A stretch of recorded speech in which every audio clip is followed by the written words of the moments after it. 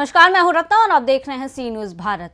वक्त हो चुका है गुजरात बुलेटिन का, जिसमें हम बात करेंगे अहमदाबाद की, जहां अहमदाबाद क्राइम ब्रांच ने ख्याति हॉस्पिटल के डायरेक्टर संजय पटोलिया को किया गिरफ्तार। इस बुलेटिन में आगे बात होगी धुले की, जहां धुलिया शहर की महावितरण कंपनी ने देवपुर तलाठी कार्यालय की काटी बिजली। देखिए पूरी खबरें विस्तार से। ख्याति अस्पताल में हुए पीएमजेएवाई योजना घोटाले में अहमदाबाद क्राइम ब्रांच ने एक और आरोपी को गिरफ्तार किया है।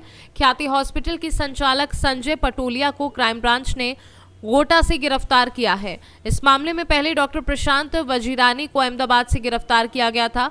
बाद में राहुल जैन, मिलिंद पटेल, प्रतीक भट्ट, चिराग राजपूत, पंकिल पटेल को खेड़ा से गिरफ्तार किया गया है। ख्याति मल्टी स्पेशालिटी हॉस्पिटल संदर्भे वस्त्रापुर पोलीस स्टेशનમાં પ્રથમ 3 ગુના નોંધાયેલા અને ત્રણેય ગુનાની તપાસ પોલીસ કમિશનર શ્રી અમદાવાદ શહેરના હુકમથી ક્રાઇમ બ્રાન્ચને સોંપવામાં આવેલા હતા અને આ ગુનાની તપાસમાં અત્યાર સુધીમાં 6 આરોપી અટક કરવામાં આવેલા છે। આ ગુનાના જે મૂળ ફરિયાદમાં 5 આરોપીના જે નામ છે એ પૈકી ડૉક્ટર સંજય પટોળિયા જે બેરિયાટ્રિક સર્જન છે અને ખ્યાતિ હોસ્પિટલ્સના ડિરેક્ટરો પૈકીના એક છે। એમની આજરોજ ગોતા સિલ્વર ઓક કોલેજ પાસેથી એમની ધરપકડ કરવામાં આવેલી છે। ડૉક્ટર સંજય પટોળિયા જ્યારથી આ ગુનો નોંધાવ્યો 13 તારીખે ત્યારથી જે પ્રથમ રાજકોટ ગયેલા ને ત્યાંથી પછી રાજસ્થાનના અલગ અલગ શહેરોમાં એ ટ્રાવેલ્સમાં અને ટેક્સી કારમાં ફરતા રહેલા હતા અને ધરપકડ ટાળવા અત્યાર સુધી એ अलग अलग સ્થળોએ રોકાણ કરેલું હતું એમનું। ખાસ કરીને જયપુર, પાલી, અજમેર, ઉદયપુર અને દિલ્હી આ સ્થળોએ એમણે રાત્રિ રોકાણ अलग अलग સ્થળોએ કરેલું અને ઘણી જગ્યાએ જ્યાં એકથી વધુ દિવસ રોકાવાનું થાય ત્યાં દરેક દિવસે अलग अलग હોટલમાં એમણે રોકાણ કરેલું।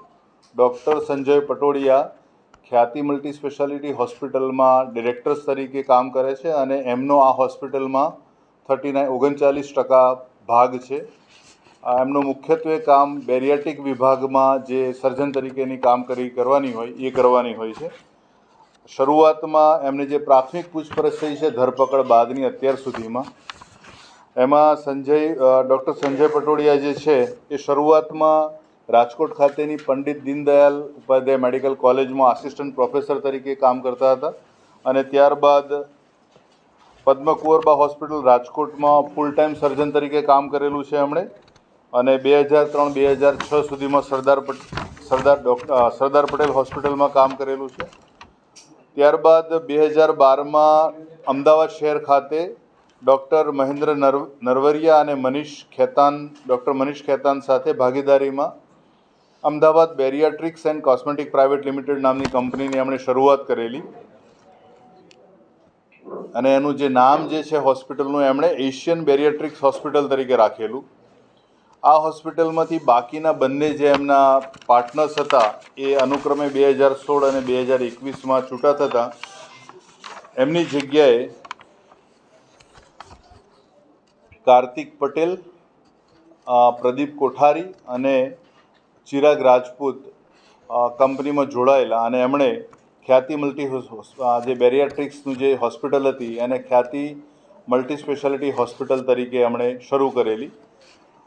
કોરોનાના સમય બાદ શરૂઆતમાં આ જે હોસ્પિટલ શરૂ થઈને 2021થી અને સંપૂર્ણપણે જે એમનું જે સક્રિય થઈ હોસ્પિટલ તમામ વિભાગો સાથે એ 2022થી થયેલી છે અને જેમ આ જે ખ્યાતિ મલ્ટી સ્પેશિયાલિટી હોસ્પિટલ જે છે એ પીએમજે યોજના અંતર્ગત એને જે એમ્પ્લિમેન્ટ કરવામાં આવેલું હતું હોસ્પિટલનું અને ત્યાં અલગ અલગ વિભાગોમાં જે પણ દર્દી पीएमजे योजना हेठळ आवरी लेवामां आवेला छे जे प्रकारना आर्थिक। अहमदाबाद से सी न्यूज़ संवाददाता यज्ञेश गोस्वामी की रिपोर्ट। महाराष्ट्र में धुलेया शहर की महावितरण कंपनी ने देवपुर तलाठी कार्यालय की बिजली कट कर दी।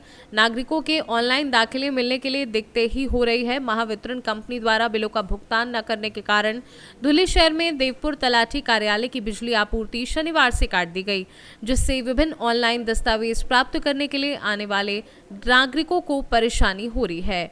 बाड़ी जैसे कई उपकेंद्रों का कृषि कर अभी भी तलाठी कार्यालय से वसूला जाना बाकी है। महावितरण कंपनी ने शनिवार से लाइटें बंद कर दी हैं।